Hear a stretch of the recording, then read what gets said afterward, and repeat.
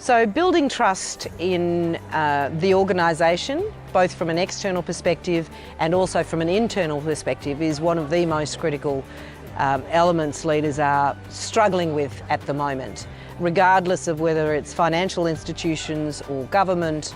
And I think there's a really interesting change in the construct of trust socially based on what's happening in social media, what people are starting to believe, what comes out with so much around. So many things are impacting trust. So what does that mean from a leadership point of view?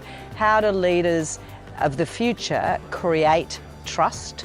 And of the research that we've done, and certainly the people that we've spoken to recently, the element of what we call courageous vulnerability is a really important part of that. So, and that speaks to authenticity, it speaks to, great communication, it speaks to a range of different capabilities and also behaviours.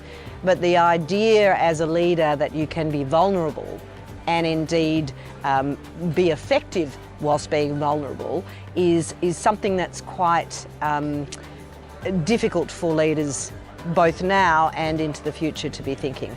Most leaders believe they have to be right and they have to know the answer. But in the new world, they won't be able to be right and they won't be able to know the answer. So leaders have historically been able to run their business and transform their business very much based on a strategic future that is typically was typically 3 to 5 years.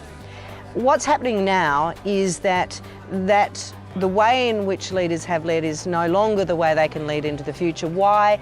Because there are so many things happening in the world and so many things that are happening there and impacting their organisation.